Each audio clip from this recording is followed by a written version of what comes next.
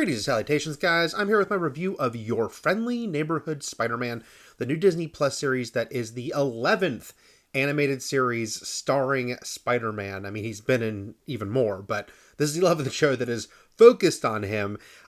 And once more proving what a great character Spider-Man is and why he keeps getting shows and movies, because I've seen all 10 episodes and this is a very good, very entertaining show. To me, the gold standard of Spider-Man animated series is the Spectacular Spider-Man. I know for a lot of people, it's always going to be that 90s show. 90s show is very good, but Spectacular to me is just so stellar. I loved everything it did, but this is the first show since then that's really delivering for me on what you can do with Spider-Man as a character and what you can do with him in a ongoing series. It was an interesting backstory with this when they first announced it. It was supposed to be a prequel to the MCU Spider-Man directly leading into those Tom Holland movies. That changed. They said only for story reasons. I do wonder if there was the Sony of it all that got complicated.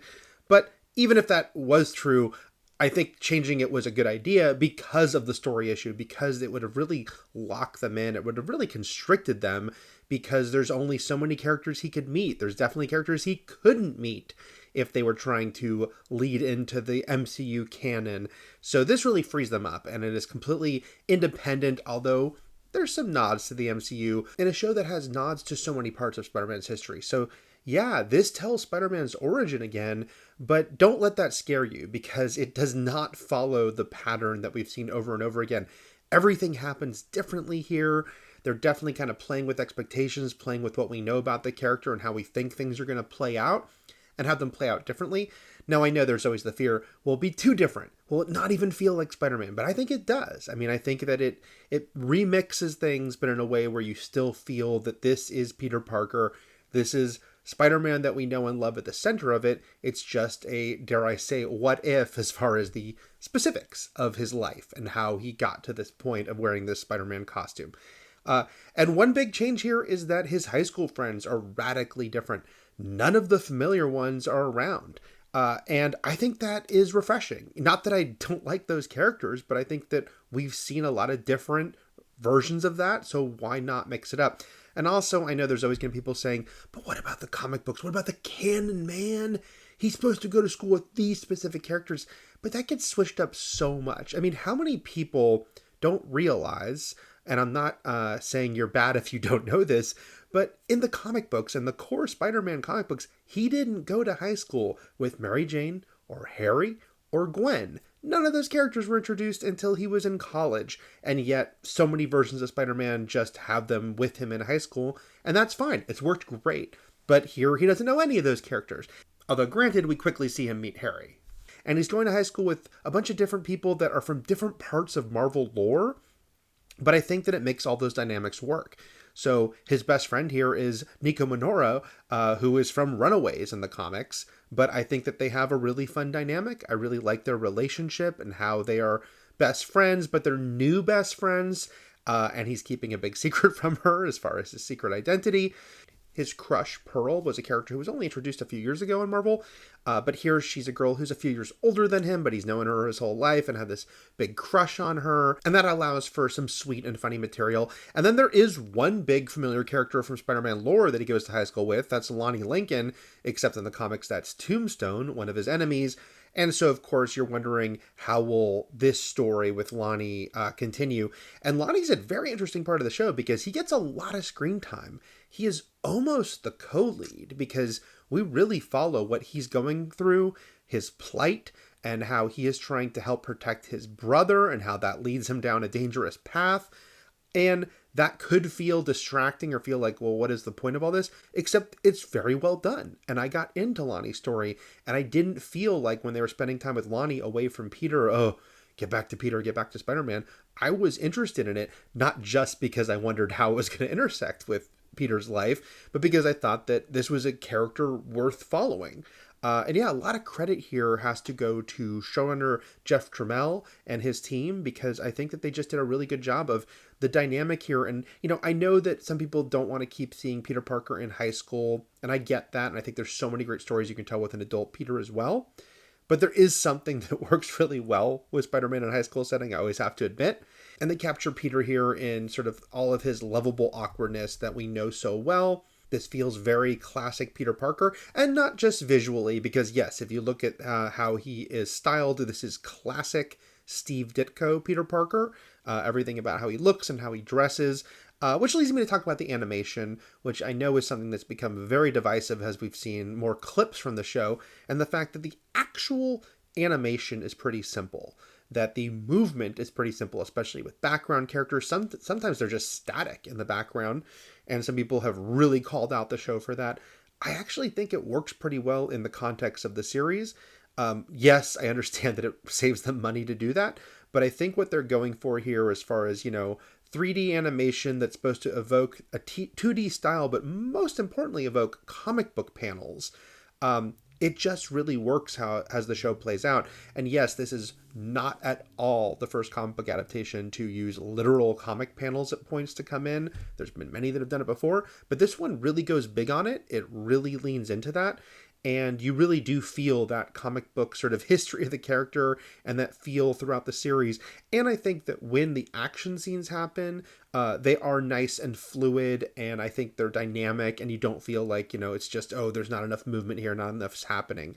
And I think the characters are also bright and colorful enough that I did not feel like oh yeah, this is just terrible animation. Yes, when it begins, you do have to kind of overcome the fact that it has that sort of stockiness to it. But I think that ultimately it leans into it in a way that I really came to appreciate as it continued. The voice cast, I think, is very good. Another thing I had to adjust to, I will say, though, is Hudson Thames has Peter Parker, has Spider-Man, because they so clearly have asked him to sound like Tom Holland.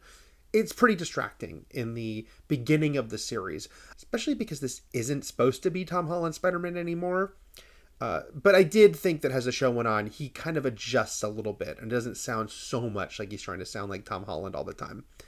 The MCU factor is interesting because this show clearly is having moments that want you to think of that. One very big one that people have noticed since they've seen early clips from this show is that when Peter meets Norman Osborn, it is mimicking the scene when Peter met Tony in Civil War.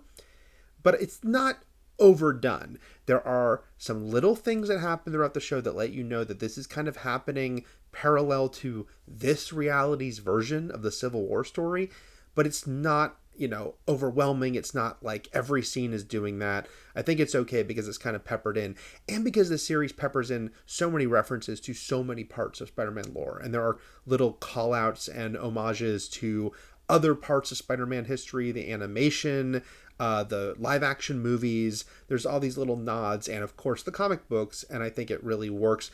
I also really like that the villains, that it's a big mixture, that there are some of the biggies, and you've got Doc Ock, and you've got Scorpion, but then you also get some deeper cuts here, and you get Unicorn, and you get Speed Demon, and some of these characters that just haven't been used a lot, if at all, in previous adaptations of any Marvel stories. And as someone who's a huge Marvel fan, I do love when they can incorporate characters like that who've never really gotten their due, and you can do something different with them. Unicorn is also an example of a character who gets a gender swap here, and that's something that I know is going to also be ever divisive as far as if they gender swap or race swap characters. And there are some people who get so angry about that on the internet. I know it's shocking when people get angry on the internet, especially about comic book adaptations. It's never happened before, but it's somehow happening here.